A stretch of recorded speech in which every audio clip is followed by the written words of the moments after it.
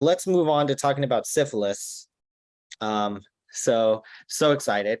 Me too.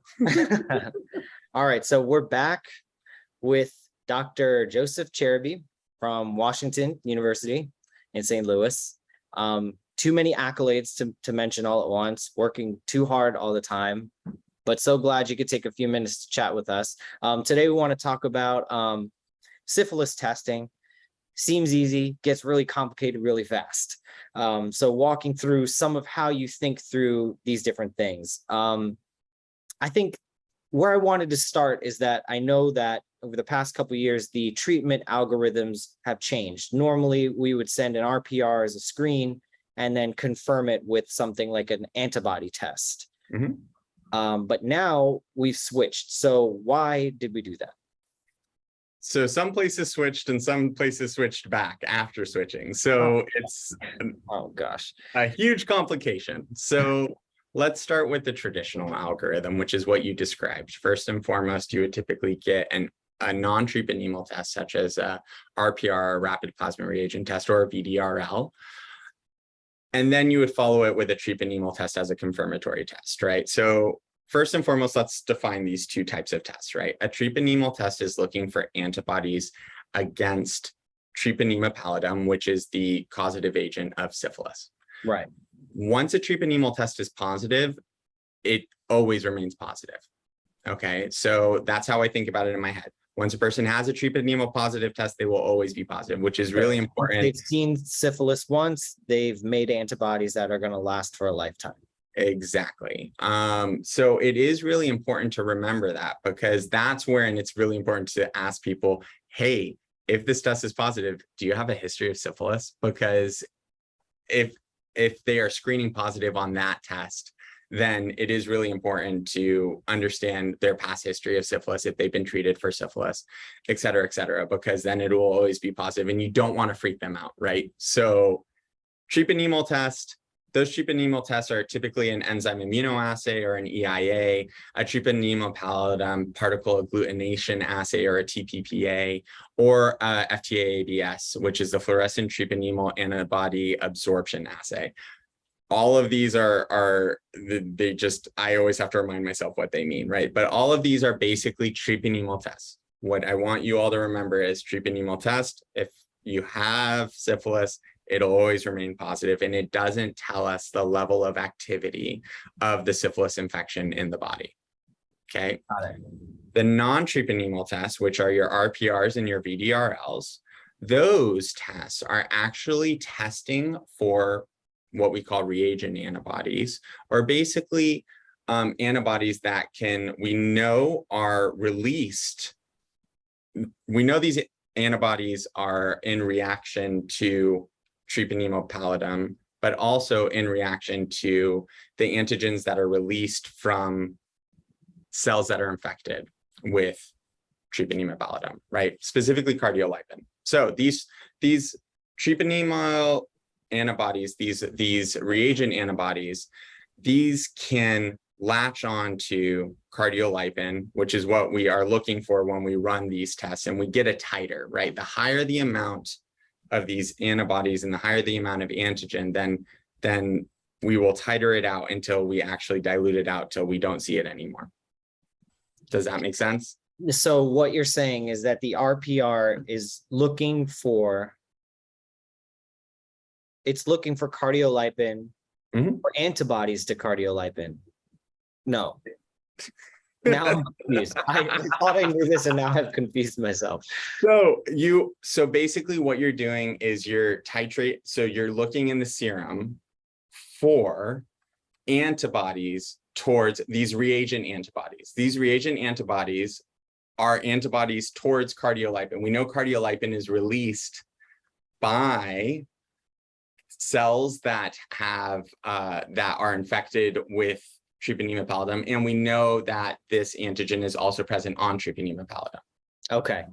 So you're infected with Treponema, the cells that get infected and the Treponema itself release cardiolipin, you develop antibodies to cardiolipin. That's what the RPR, the VDRL is looking for. Exactly. Yeah. And so, but these reagent antibodies are released in other inflammatory processes as well, right? So they're not super specific towards syphilis.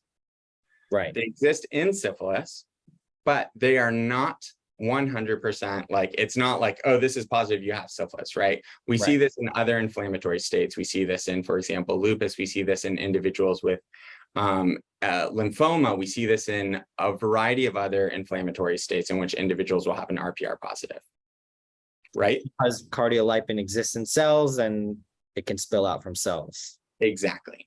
So what we're titrating out, though, is trying to see, that's when you get that number, right? The 1 to 8, 1 to 32, 1 to 128, right? What that is that's saying how much antigen ultimately is required to and is being released in order for us to be able to see the response, basically. Does that make sense? It does. So it sounds like what you're saying is these antibodies, as opposed to the treponema antibodies, do go up and down as infection is more or less present. And so they're sort of reacting in real time to the degree of infection. Exactly. The more you have widespread dissemination, the more you have release of these reagent, and therefore the more you have to titrate out in order to get a non-reactive test. So the higher that titer number, the more active the infection is. Okay. Yeah, that makes sense to me.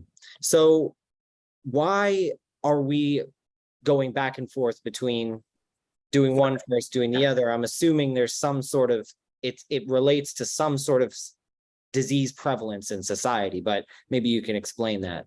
So the traditional algorithm was what we said. You have the RPR first, and then you have the treponema test to confirm. The reason why that existed was because you can get that false positive RPR in terms of like other disease processes that aren't syphilis. Right. So if, for example, someone is RPR positive, but treponema test negative, then it's something else.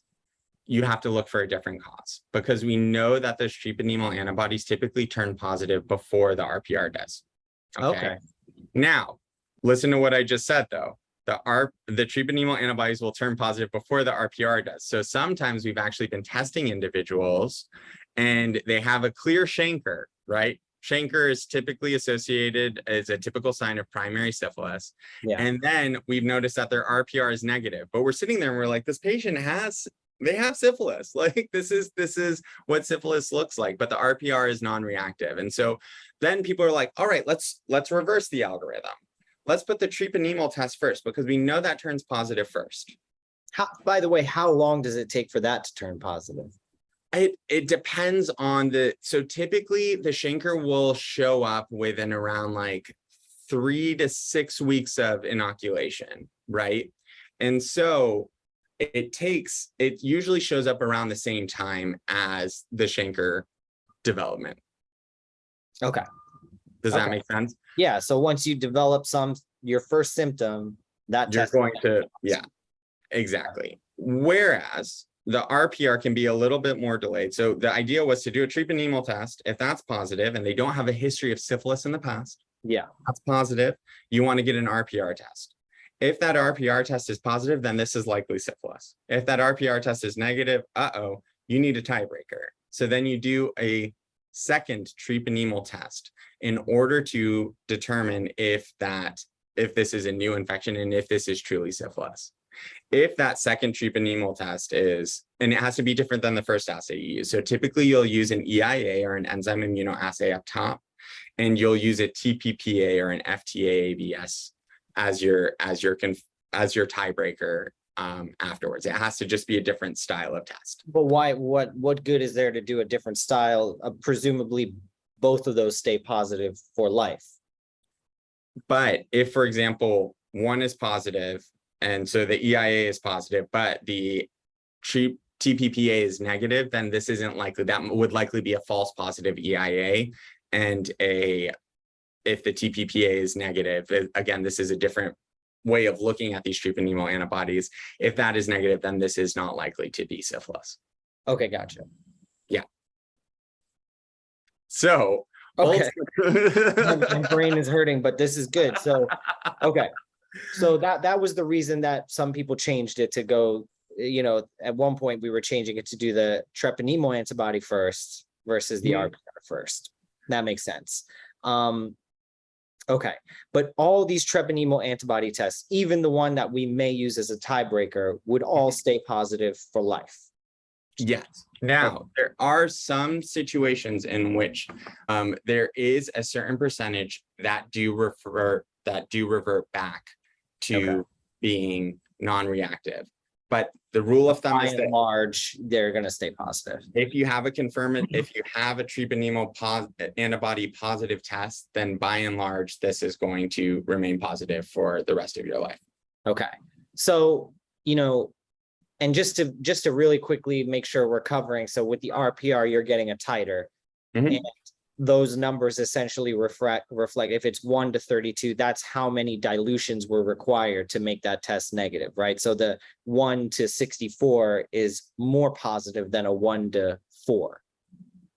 Yes, it is showing more active infection, more widespread dissemination is like how we like to think about it. So the typical times when you'll see an increase in that titer is during primary syphilis, when you see that chancre, during secondary syphilis, when you see that typical rash, right? When you see the mucoid patches, when you see the condyloma lata, that is when you'll see the increase levels of titers. And that's what I was going to ask. So these RPRs generally, as you progress from primary to secondary, are increasing. So typically with primary, you'll have an increase, right? You have widespread dissemination in primary, increase, and then it enters latency, right? And so it might come down a little bit, but in secondary, again, that's around 6 weeks after, you're going to get another widespread dissemination. It's going to go up, right? Okay. Then over time, very slowly, but over time, you'll see a gradual decline in the RPR over time. As it progresses to, say, tertiary syphilis. Yeah, exactly. So it doesn't keep going up. In fact, it goes down, but it's gradually going down. Yes. It is also why, for example, and I've had this happen to me before, if you are treating someone with syphilis and you give them a shot and then you test too quickly, let's say within a month, then what ends up happening is you're going to have a massive increase in that RPR. And that's just a falsely elevated RPR because you're basically treating and you have this giant release of antigen, right? You have this giant release of reagent. So what that means ultimately is that you are basically, you are causing yourself a panic attack, as I did one time, and not waiting until 3 weeks after treatment. 3 months after treatment. Once a person is 3 months after treatment, that is when we want to retest. Any earlier, you might have a falsely elevated RPR after treatment. So, right. So the RPR is going up and, start somewhere in primary. Latency, they may stay the same. Secondary, they explode up. Tertiary, they may come down a little slowly.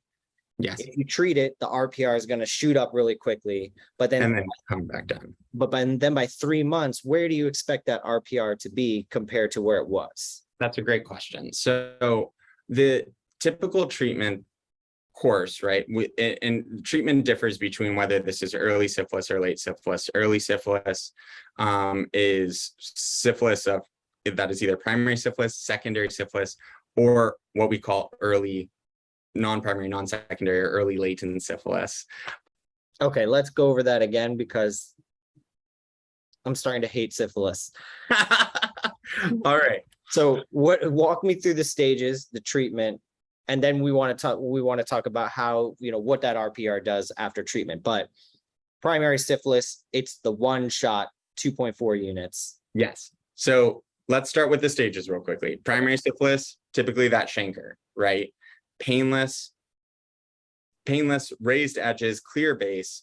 And I don't want people to automatically assume if a lesion is painful that it's not a chancre. Sometimes we get superimposed infections with like herpes and staph on top of that chancre. So we're seeing more and more cases of painful chancres, but painless chancre, that is your primary syphilis. It goes away. Then secondary syphilis pops up. Secondary syphilis is a rash. Textbooks say palms and soles of your feet. I can tell you in clinical practice, it can involve any part of the body. Right. And also things that are associated with secondary syphilis is sometimes you can see condyloma lata, which is a pressed down pearl appearance of lesions. It could be in the mouth, it could be in the rectum, and it can be in the vagina and the vulva. So that is condyloma lata. Those are typically teeming with treponemes. They're very wet, they're very moist, and some people might even describe discharge. Please don't touch it with a bare hand because there's a lot of treponemes on it. Other things is a hepatitis, as well as some patients can develop colitis as well. Remember, this is widespread dissemination. And so it can affect many different parts of the body. And we'll get to the neurologic manifestations in a little bit. But all of those, primary, chancre, secondary, the rash, the condyloma lata, the mucus patches in the mouth, the colitis, hepatitis, all of those are signs of primary and then secondary syphilis. Yeah. All of those are considered early syphilis. Okay. All of those develop within 1 year of you having been infected with syphilis. And so they all still take one shot. One shot. Now, if someone is latent and doesn't have any symptoms, but was tested within the last year, let's say 6 months ago, 9 months ago, and they were non-reactive. Right now, they don't have any symptoms, but they tested positive on an RPR with a confirmatory treponemal test. Then that would also be considered early. Makes sense. Just by dates, it has to be early, late. Mhm. So it's still one shot. Exactly. Okay. Now, let's say it took longer than a year, right? Let's say the last test was over a year ago. That would be considered late syphilis. And so late latent, we will give 3 weekly doses of bicillin, okay? 1 each week. It can be a painful shot, and apologize to your patients if you have to do it, all right? But if a patient is latent and they have never been tested before, You have to assume it's late. you have to assume it's unknown duration or late, and therefore they will get 3 shots. Okay. Okay. Now, I do want to caveat this though. Some patients have never been tested before and they're presenting with signs and symptoms of secondary syphilis. It's secondary syphilis. It's not unknown duration. You can't say, oh, I don't know what it is. Trust the signs and symptoms of what you're saying. Sure. All right. Yeah. Then if it develops later on, 3 to 10 years, you can get tertiary syphilis. And that is when we see the gummas, right? Gummas are destructive lesions. They can eat away at skin, bone, cartilage. You see the aortitis. You see the Argyll-Robinson pupil. You see the tabes dorsalis, and you see the typical neurocognitive effects of syphilis, which is the dementia, for example, right? So that is tertiary syphilis. And again, 3 shots is what you get. The caveat to all of this is that neurologic manifestations or quote unquote neurosyphilis can occur at any one of these stages. Right. So you can go straight from I think of neurosyphilis as an offshoot from this trajectory you can shoot off in that direction at any point, it sounds like. Yeah. When you have primary syphilis, when you have secondary syphilis, you have widespread dissemination. So you can get ocular syphilis. You can get otic syphilis or hearing loss. You can get meningitis or weakness or cranial nerve abnormalities. Those are all possible signs of neurologic manifestations of syphilis. Which basically means the syphilis has made its way into the CSF, and it can do that anytime. Exactly. And so any person who you are working up for syphilis needs 2 things: a neurologic review of systems and a good neuro exam. And if they can be pregnant, they need a pregnancy test, because we are seeing increasing rates of congenital syphilis. If you take anything from this, those are the 2 things that we must have on any patient with suspected syphilis. So you suspect syphilis, you find potentially some ophthalmologic findings. I mean, these can be pretty subtle. It's kind of, it can affect any layer in the eye, right? So it's like you're doing fundoscopy on all these syphilis patients. I mean, not necessarily, no. So what you can do is if someone is reporting any vision changes, I'm assuming that's ocular syphilis. Okay. If it's floaters, if it's massive amounts of eye pain, if it's any of these things, I'm suspecting that this is likely going to be related to syphilis if they have active syphilis that I'm seeing right now. So if they have a chancre, vision changes, headaches. yeah. Okay, If yeah. they So let's run through some of those neuro potential things that you're looking for. Yeah, so ocular syphilis, like I said, can affect any layer of the eye. So you can get inflammation of the eye, you can get floaters, you can get vision loss, you can get vision changes. Any acutely worsening vision, and with active syphilis, for example, primary, secondary syphilis, I would be worried about ocular syphilis and I would treat as ocular syphilis. Okay. Similarly, hearing loss. I've had patients show up in my clinic with a chancre and they have developed, they're like, my hearing is muffled. Over the last week, I've developed really muffled hearing. I'm assuming that's otic syphilis and I will treat it as otic syphilis. What is important about ocular and otic syphilis is this is one of the reversible infectious causes of hearing and vision loss. Sure. And so you want to give them the best treatment in order to try to get that treated. Okay. Yeah. Now, the other neurologic manifestations, if any person has developed any altered mental status, any weakness, or any cranial nerve abnormalities, then that person should be worked up for possible neurosyphilis as well. Or meningitis-like symptoms. Exactly. But not maybe, how would you deal with someone who's just got headaches? I feel like everybody has headaches. If everyone has headaches, the way that I ask about it is have your headaches acutely worsened, and have they not been able to be resolved with Tylenol or Advil? Okay. If they've acutely worsened beyond their baseline, then I would start worrying about neurologic manifestations of syphilis, especially if they're, yeah, go ahead. No, go ahead. Especially if they're associated with any kind of cranial nerve weakness or cranial nerve. So, okay, so let's take the first, any of these neurologic findings, eye, ear, meningitis, headaches. How do you treat that now? So if you have vision changes or hearing loss, you will treat automatically with 2 weeks of IV penicillin. Previously, the recommendations were and that's like a daily penicillin? And it's multiple doses a day. Okay. Yeah. So, but that usually has to be started inpatient in a lot of patients. And the reason why is that a lot of like home health agencies, for example, would want you to receive that first dose inpatient before moving to the outpatient setting, right? Sure. So 2 weeks IV penicillin.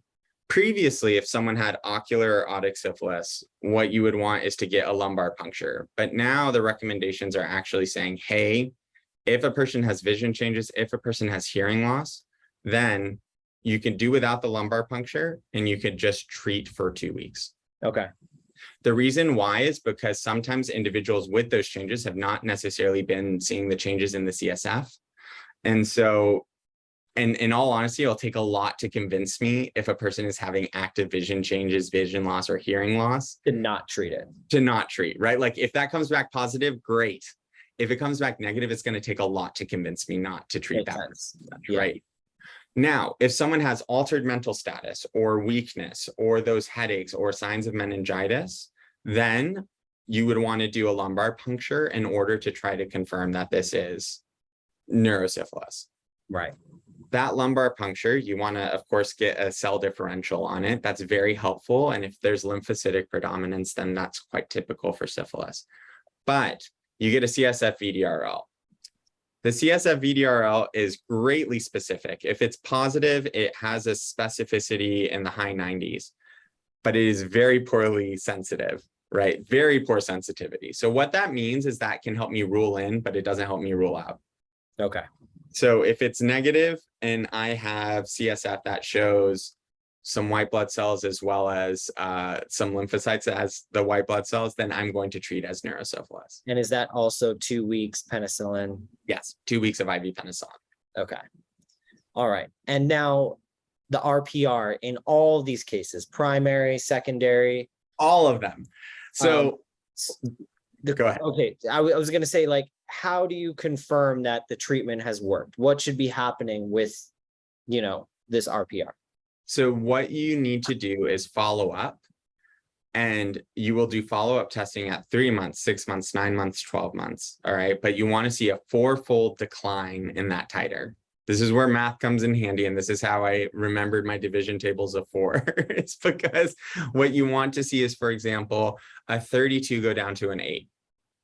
You want to see a 16 go down to a 4. Okay. And you want to see that decline within 1 year. You have 1 year to see that decline.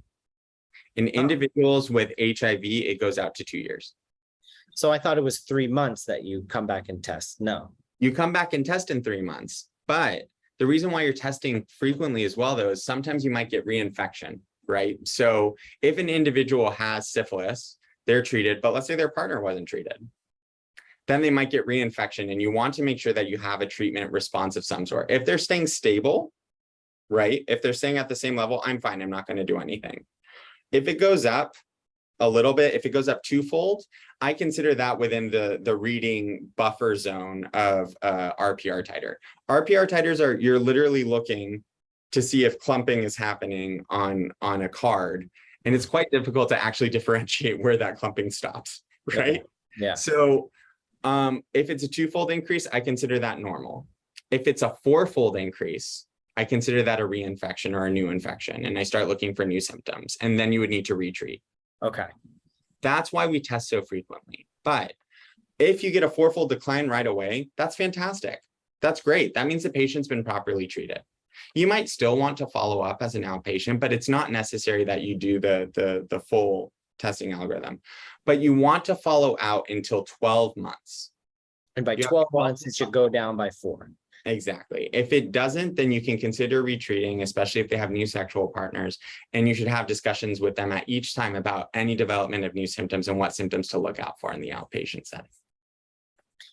Okay, that makes so much sense. And I think we talked about how all these tests are, you know, that in neurosyphilis, your RPR should also be high. I mean, in the CSF, but also in the blood, right? Yes. So, I mean, it can be VDRL CSF is what we do, right? So and that's the one that's not really sensitive. Like you said, not very sensitive, but yeah. Yeah. So, but what has changed in the guidelines as well with respect to neurosyphilis was previously, if you have a positive like neurosyphilis, you would want to do a repeat after 6 months. That guidance is gone, which is good, because you can imagine trying to get somebody back to do a lumbar puncture after 6 months was not really a popular opinion amongst our patients. And so you want to see a serologic response, and you want to see clinical improvement, and you want to see no new signs or symptoms of syphilis is what you want to see. So you want to see a clinical response as well. Okay.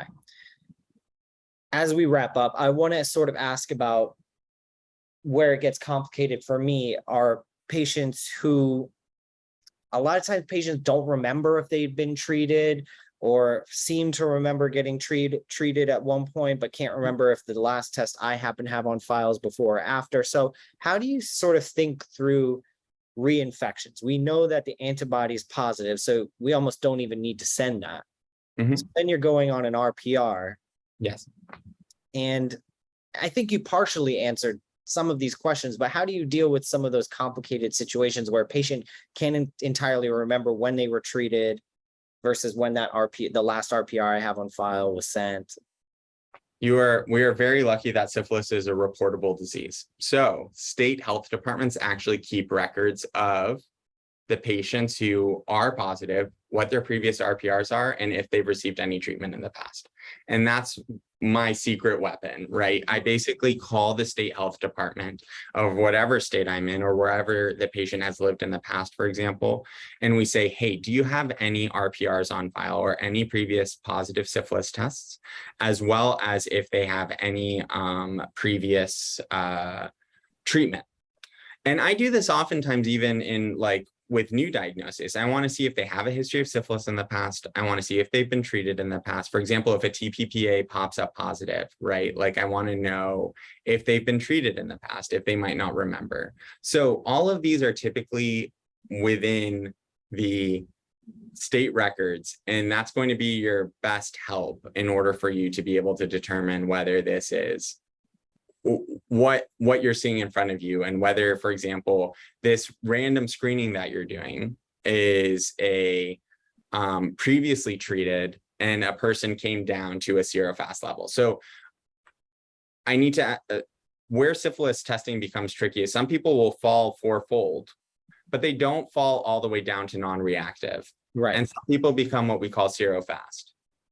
And so they stay at a particular level for the rest of their lives. They might bounce around between, again, twofold increase, twofold decrease around that level, but they live at that level now. And so it's really important to remember that and to find out what that level is. An example of this is we recently got a consult on a patient who was tested and treated in 1993.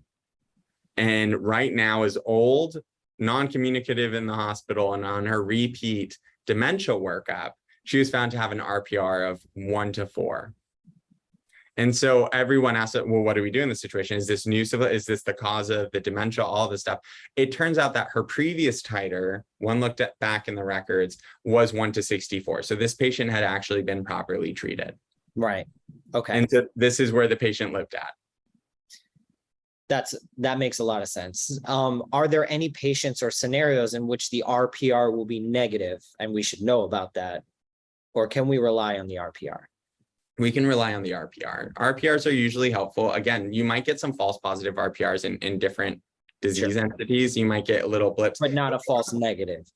You're not going to get a false negative, no. And if a person jumps from non-reactive to reactive, right, and jumps fourfold, then I would treat that as a new infection, especially if they have new sexual partners or new exposures. Then I have to consider that is a new infection. And what treatment algorithm are you using? Is it it depends on the patient, or are you pretty much starting with an RPR? Or how are you doing it? So what we do in our clinic is we do the traditional algorithm. We've had some issues with the reverse algorithm. And so what we do is just an RPR with a confirmatory treponemal test.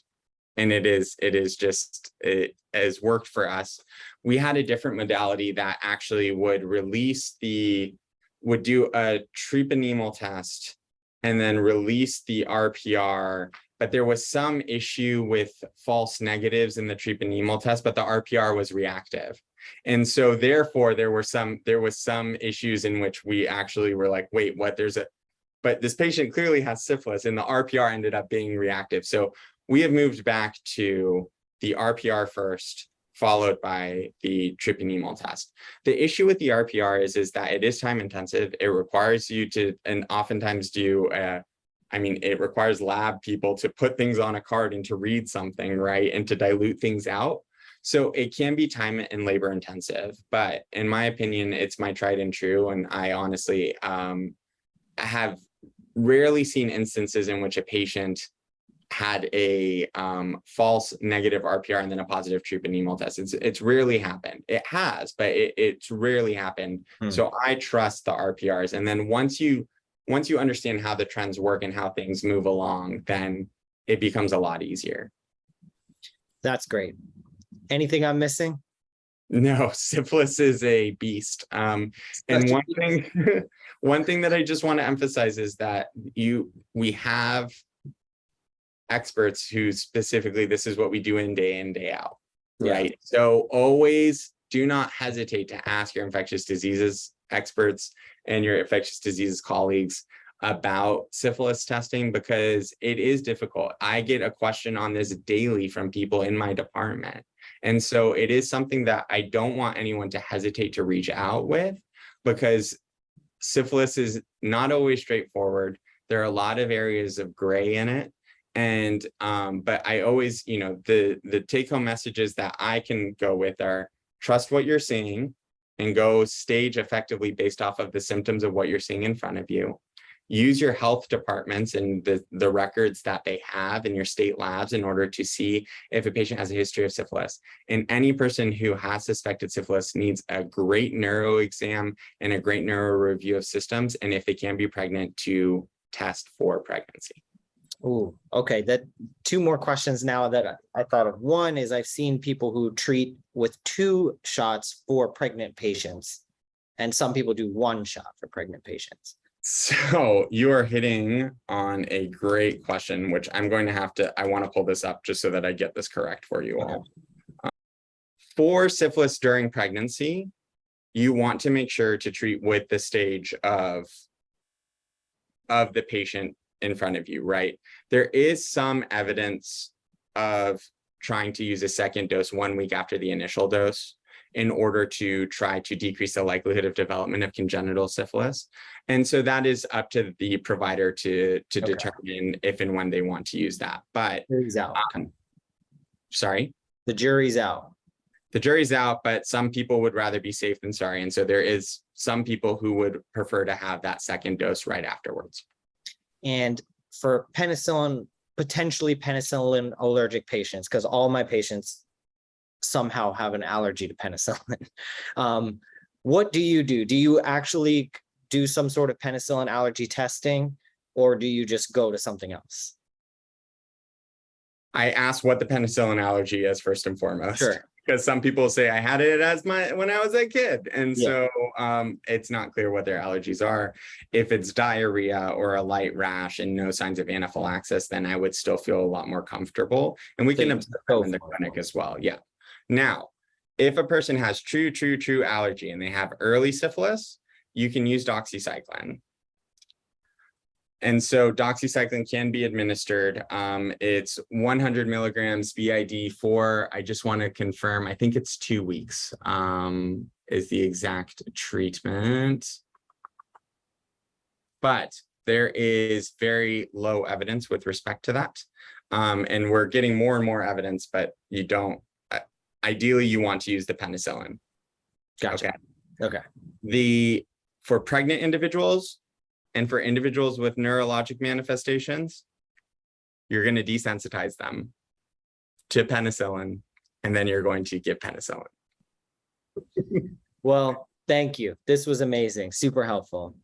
It is my pleasure. Thanks for having me, and thanks for discussing this wonderful, if complex, if not fascinating world of both syphilis and mycoplasma. Yes.